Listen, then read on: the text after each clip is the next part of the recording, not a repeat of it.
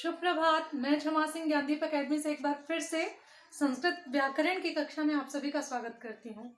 बच्चों, हम लगातार बढ़ते हुए आज अव्यय नामक पाठ का अध्यापन करेंगे।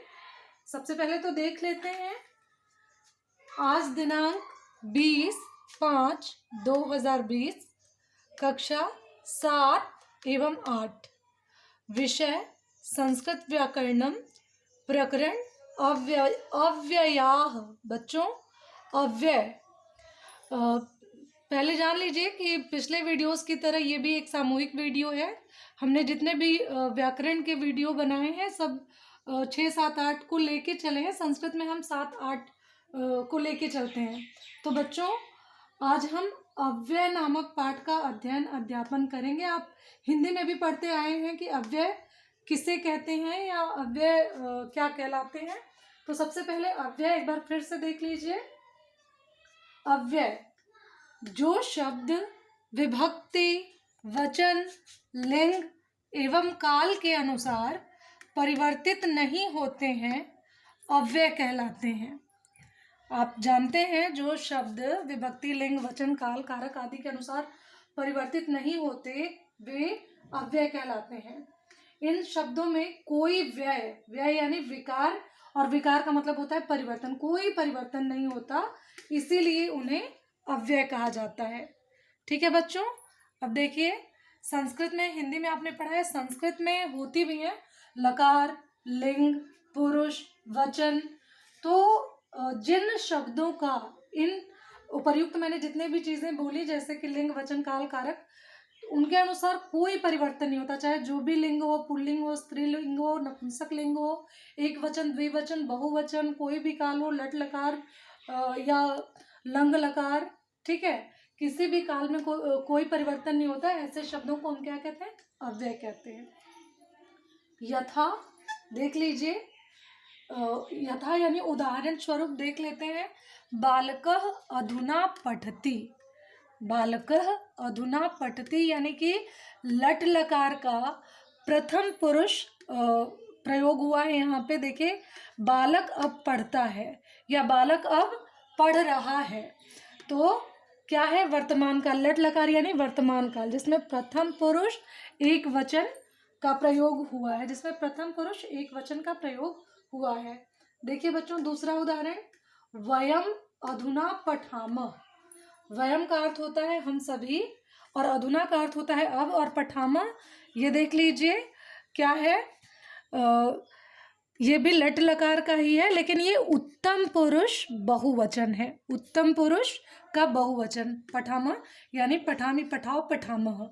ठीक है, वयम अधुना पठामः यानी हम सब पढ़ते हैं। ठीक है, तो ये भी क्या हो गया, यहाँ हमारा वचन बदल गया।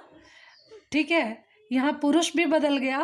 पहला जो था वो प्रथम पुरुष था, ये उत्तम पुरुष में बहुवचन है। लेकिन अधुना नामक शब्द जो कि अव्यय है, कोई इसमें परिवर्तन नहीं हुआ है। फिर देखिए, मीता अधुना पठति, ये भी क्या है? पठति है। तो लट लकार प्रथम पुरुष एक वचन। ठीक है बच्चों, अब ये मीता है तो स्त्रीलिंग है, लेकिन फिर भी लिंग और काल के परिवर्तित हो जाने के कारण भी अव्यय में कोई परिवर्तन नहीं हुआ है। ये तीनों कालों मतलब पांचों कालों और सभी पुरुषों में समान ही होता है। ठीक है बच्चों। फिर देखिए दूसरा उदाहरण, यथा सह कुत्र गच्छति। सह कुत्र गच्छति मतलब वह कहाँ जा रहा है या वह कहाँ जाता है, वर्तमान काल। फिर देखिए, सह कुत्र अगच्छत, वह कहाँ गया, भूतकाल। ते कुत्र अगच्छन, वे सब कहाँ गए, वे कहाँ गए या वे सब कहाँ गए, ये भी भूतकाल। ठीक है बच्चों। अब यहाँ एक वचन, द्विवचन, बहुवचन और काल बदलने की वजह से कोई भी परिवर्तन, कुत्र जो कि यहाँ अव्यय है, अव्यय शब्दों में कोई परिवर्तन नहीं हुआ है। देखिए, यहाँ अधुना और कुत्र में काल अथवा वचन के कारण कोई विकार नहीं आया, अतः अधुना एवं कुत्र जैसे शब्द अव्यय कहलाते हैं। बच्चों, अब पुस्तक की सहायता से हम अव्ययों के बारे में थोड़ा व्यापक रूप से जानेंगे। तो देखते हैं पुस्तक से। हाँ तो बच्चों देखते हैं, देखिए यहाँ पे बहुत सारे अव्ययों का प्रयोग हुआ है।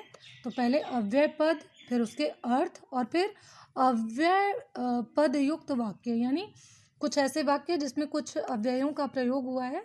देखते हैं, क्योंकि आप लोग को आता है कि इन अव्ययों से वाक्य बनाइए या फिर इन वाक्यों में अव्यय पद पहचानिए। तो ध्यान से देखिए और समझिए, कॉपी पे नोट कीजिएगा और याद भी कीजिएगा। देखिए बच्चों, पहला है अत्र। अत्र का अर्थ होता है यहाँ।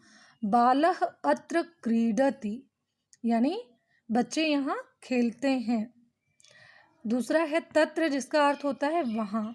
सह तत्र गच्छति, यानी वह वहाँ जाता है। यत्र का अर्थ होता है जहाँ। यत्र शिक्षकः तत्रैव छात्राः सन्ति। देखिए यत्र जो है यहाँ भी एक अव्यय है, इसको फोकस किया गया है, हेडलाइन करके दिया हुआ है, ठीक है, बोल्ड है। यत्र यानी जहाँ, यत्र शिक्षकः यानी जहाँ शिक्षक हैं, तत्रैव छात्राः सन्ति, वहाँ वहीं छात्र भी हैं। देखिए कुत्र, कुत्र का अर्थ होता है कहाँ। मम पुस्तकम कुत्र अस्ति, यानी मेरा पुस्तक कहाँ है। पांचवा है सर्वत्र, यानी सब जगह। ईश्वरः सर्वत्र अस्ति, ईश्वर सर्वत्र है। छठा है अन्यत्र। अन्यत्र का अर्थ होता है दूसरी जगह। त्वम अन्यत्र गच्छ, तुम दूसरी जगह जाओ। देखिए उच्चैः का अर्थ होता है ऊंचा। गायकः उच्चैः गायति, यानी गायक ऊंचे स्वर में गाता है। नीचैः यानी नीचे। नदी नीचैः बहती, नदी नीचे बहती है, ठीक है। देखिए यहाँ नीचे का अर्थ भी नीचे होता है और ये भी एक अव्यय है। और नौवां है अधः, जिसका अर्थ भी नीचे होता है और यह भी एक अव्यय है।